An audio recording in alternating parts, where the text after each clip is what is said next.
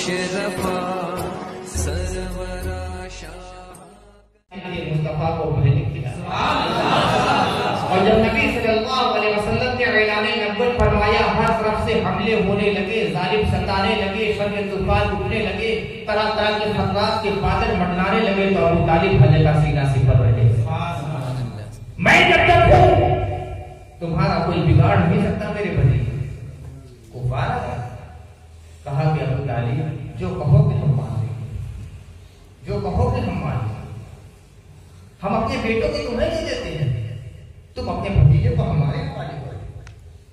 ابو طالب جلال میں آ گئے، کیا کہتے ہو بختو، تم اپنے بیٹے کو مجھے دے دو کہ میں انہیں پاس پوچھ کر بڑھا کروں، تم میرے لال کو شہید کر ڈالو گے؟ اے محمد، جب تک میرے دم میں دم ہے تمہارا کوئی کچھ بگاڑ نہیں سکتا، اور اے لوگوں سن لو کہ ہم جب تک زندہ ہیں اور ہماری اولاد زندہ ہے کوئی محمد کے حوالے تمہیں نہ کر سکتا۔ وَلَن نُسْلِمَهُ حَتَّى نَظَرَ حَوْلَهُ، جب تک ہماری جان ہے، جب تک ہمارا رشتہ جان ہمارے وطن سے ہے، ہم محمد کو حوالے نہیں کر سکتے۔ محمد پر آج اسی وقت آئے گی جب دنیا سے ہو جائے۔ قریش کا ایک قبیلہ آتا ہے حضرت ابو طالب کے پاس، ابو طالب تمہارے بھتیجے نے تو بڑا ادھم مچا رکھا ہے، آج یہ مسلمان ہو جاتا ہے، کل وہ مسلمان ہو جاتا ہے، پرسوں وہ مسلمان ہو جاتا ہے، ہماری آبائی دین کو چھوڑے جا رہے ہیں، روکو اپنے بھتیجے کو، ہم کچھ مطالبات لے کر آئے ہیں، اپنے بھتیجے سے بات کرا دو، ہم اسے مصالحت کرنا چاہتے ہیں، صلح کرنا چاہتے ہیں۔ صلح بھی بڑا خطرناک لگ رہا ہے، صلح کرنا چاہتے ہیں۔ حضور رحمت اللہ صلی اللہ علیہ وسلم حضور کے پاس ابو طالب لے کر جاؤ، لوگوں کو کہا کہ محمد دیکھو یہ رؤسائے قریش ہیں، تم سے بات کرنا چاہتے ہیں، بات کر لو۔ حضور نے فرمایا کیا چاہتے ہیں آپ؟ ان لوگوں نے کہا کہ اے محمد، اگر تمہیں دولت چاہیے تو ہم دولت کا انبار تمہارے سامنے لگا دیتے، اگر تمہیں عورت چاہیے تو مکے کی سب سے خوبصورت عورت سے تمہارا نکاح کر دیں گے، اگر تمہیں امارت اور سیادت چاہیے تو اپنا سودا تمہیں ماننے کے لیے تیار ہے، بس ہمارے بتوں کو برا مت، تمہیں جو کرنا ہے کرتے رہو، یہ خدا کو مانتے رہو، نماز پڑھتے رہو، لیکن جو یہ کہتے ہو کہ یہ سب غلط ہے اسے مت کرو۔ آقا کائنات کہتے ہیں کیا کہہ رہی ہو تم؟ یہ عورت اور دولت اور حکومت کی باتیں میرے سامنے کر رہے ہو؟ یہ دنیا کی چیزیں ہیں، یہ کیا ہے؟ یہ زمین کی دولت، زمین کی عورت، زمین کی حکومت لے کر آئے ہو میرے سامنے یہ مطالبات؟ اگر تمہارے بس میں ہے تو آسمان کا چاند لاؤ، آسمان کا سورج لاؤ، ایک ہاتھ میں چاند رکھ دو، ایک ہاتھ میں سورج رکھ دو، تب بھی میں اپنے مشن سے باز نہیں آ سکتا، یا تو اللہ تعالیٰ میرے پیغام کو کامیابی عطا کرے گا، اس راہ میں میری جان چلی جائے۔ حضرت ابو طالب سیرہ سپر ہے، سن 7 ہجری ہے، قریش نے مل کر اعلان کیا ہے محمد اور ان کے ماننے والوں کا مقاطع کیا جائے، 32 سے نکال دیا جائے، سلام کلام بند کر دیا جائے، کافروں کی زبان یہ ہے، سلام کلام بند کر دیا جائے، ملنا جلنا بند کر دیا جائے، ساتھ میں کھانا پینا بند کر دیا جائے، بات چیت کرنا بند کر دیا جائے، اٹھنا بیٹھنا بند کر دیا جائے، بچی سے نکال دیا جائے۔ حضرت ابو طالب پھر آگے بڑھ گئے، محمد رسول اللہ ان کے ساتھ تھے، خدیجہ ان کے ساتھ تھے، ابو طالب کے بیٹے ان کے ساتھ تھے، مسلمان ان کے ساتھ تھے، شیخ ابی طالب میں لے کر چلے جاتے ہیں۔ ایک طرف مسلمانوں کی جماعت، ایک طرف کافروں کا انگور، ابو طالب کہاں نظر آ رہے ہیں؟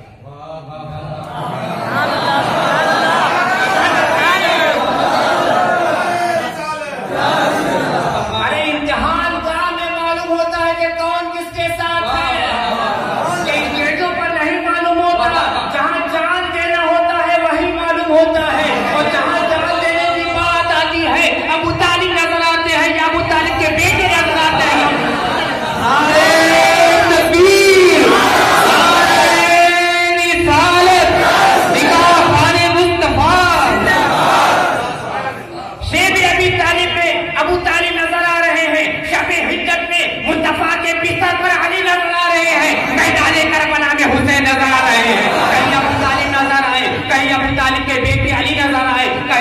طالب کا پوتا حسین نظر آ رہا ہے. وہ جماعتیں ہیں، ایک طرف کافروں کی جماعت ہے، ایک طرف مومنوں کی جماعت ہے. مومنوں کی جماعت شیب ابی طالب میں چلی جاتی ہے. 3 سال اس طرح گزر جاتے ہیں، ایک دانہ نہیں آتا. کبھی کبھی کوئی موقع ایسا آ جاتا ہے کہ کوئی اہل دل کچھ بھیج دیتا ہے، ورنہ ایسا دور بھی آیا ہے کہ تلخ کے پتے کھا کھا کر لوگوں نے زندگی گزاری ہے.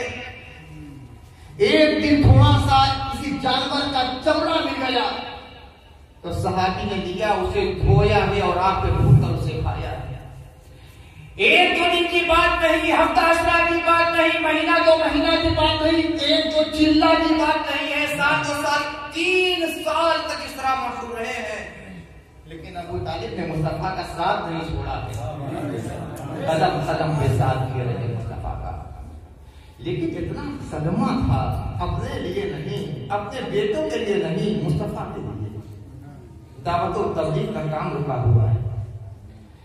3 سال کے بعد سن 1062 میں شیب ابی طالب سے لوگ باہر آتے ہیں اور اسی سال ابو طالب کا انتقال بھی ہوتا ہے. ایک چیز اور بتلاتا چلا، سن 362 ہے.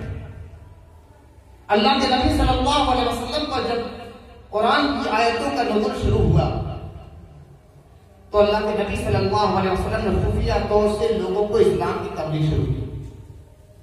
بیوی خدیجہ تھی، انہیں اسلام کی بات پڑھتا ہے، اسلام قبول کی.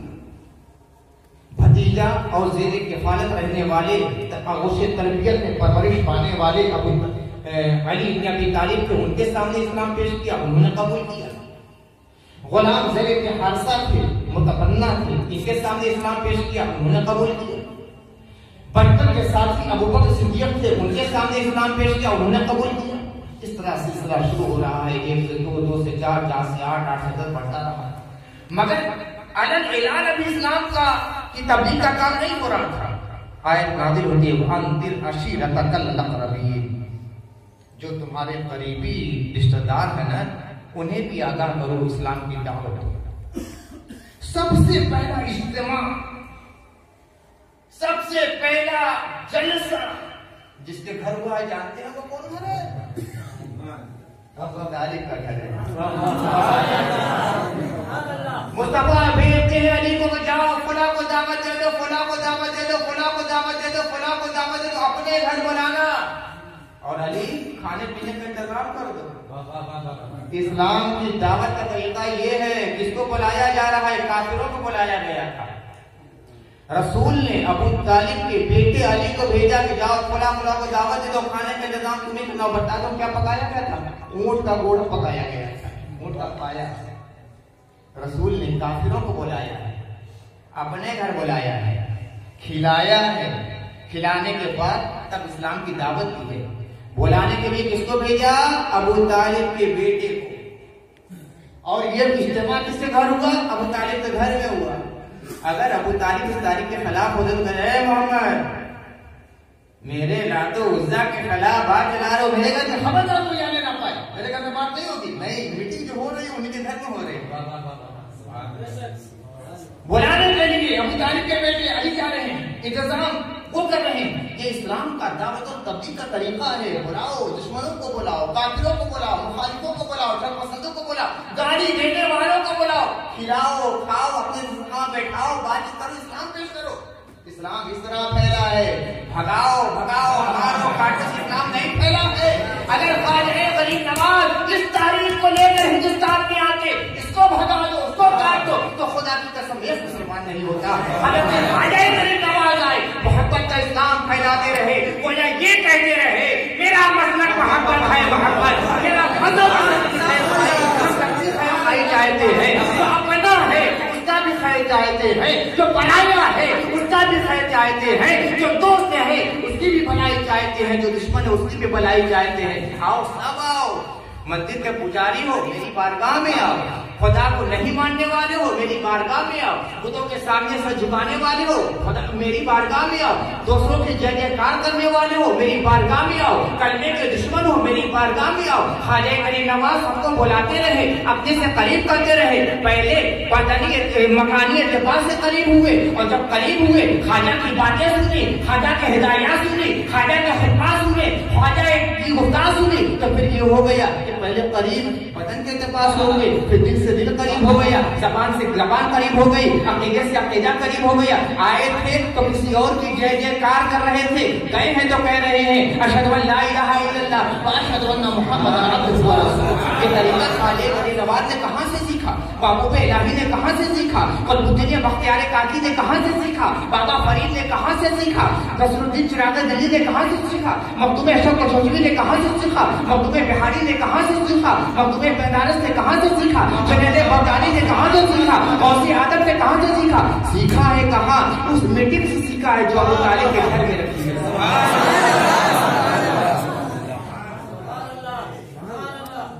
ابو طالب کا انتقال ہو گیا،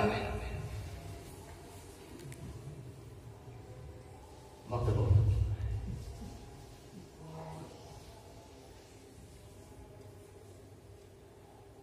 حضرت فاطمہ بنت اسد کی کفالت کا سلسلہ ابھی جاری ہے۔ حضور رحمت عالم صلی اللہ علیہ وسلم کا لحاظ، ان کا خیال اور ہر وقت ان کی حرمت کی پاسداری حضرت فاطمہ بنت اسد کر رہی ہے۔ سن 1062 میں ابو طالب کا انتقال ہوتا ہے، حضرت خدیجہ کا انتقال ہوتا ہے۔ معلوم ہے اس سال کو رسول اللہ عام الحزن کہتے تھے، عام الحزن، غم کا سال۔ غم تو تین دن منایا جاتا ہے نا، ہم امام حسین کا غم منا لیتے تھے، 1400 سال ہو گیا ابھی تک غم مناتے جا رہے ہیں۔ رسول اللہ صلی اللہ علیہ وسلم پورے سال کو غم منایا ہے۔ تازہ ہو جائے گا تو شخصیت اور کیفیت کے اعتبار سے غم تازہ ہوتا رہتا ہے۔ 10 محرم کی تاریخ آتی ہے تو ہمیں وہ غم تازہ ہو جاتا ہے۔ یہی تاریخ تھی جہاں حضرت سیدہ کا لفظ جگر، علی کا نور نظر، راکب جوش مصطفیٰ، کونین کی آبرو، کعبے کا وقار، رسول اللہ کی سیرت و سنت کا حسین مجسمہ میدان کربلا میں شہید ہوا تھا، تڑپا تڑپا کے جسے شہید کیا گیا تھا، 3 دن تک بھوکا پیاسا رکھ کے جسے شہید کیا گیا تھا، جس کے لاشیں کو پامال کیا گیا تھا، تیروں سے تلواروں سے جسے زخمی کیا گیا تھا، شہید ہونے کے بعد جس کے سر کو تن سے جدا کیا گیا تھا، گھوڑوں کی ٹانگوں سے جس کو رودا گیا تھا، نیزوں پہ جس کے سر کو بلند کر کے تشریف کی گئی تھی، دربار یزید میں اور دربار ابن زیاد میں جس کے ساتھ گستاخیاں کی گئی تھی، جس کا مسئلہ کیا گیا تھا، جس کے خیمے میں آگ لگائی گئی تھی، یہ سارے مناظر نگاہوں کے سامنے آتے ہیں۔ تو جو حسینی رہتا ہے، جو نبی کی آل سے عشق رکھنے والا ہوتا ہے، جو مصطفیٰ کا غلام رہتا ہے، وہ تڑپ جاتا ہے اور آنکھیں اشک بار ہوتی ہیں اور تڑپ کر کہتا ہے نبی کے لال شہ کربلا سلام علیہ، شہید ذمہ شہید جفا سلام علیہ۔ یہ تو معاملہ کیفیت کا ہے، یہ تو معاملہ حالت کا ہے، یہ تو معاملہ غم کی وسعت کا ہے۔ جس طرح ایک ایکسیڈنٹ سے مرنے والے نوجوان بیٹے کے مرنے کی تاریخ جب آتی ہے تو پاپ بے قرار ہوتا ہے، اس لیے کہ اس کے بدن کا، اس کے وجود کا تعلق ہوتا ہے۔ تو حسین کے جب غم کی تاریخ آتی ہے تو ان سے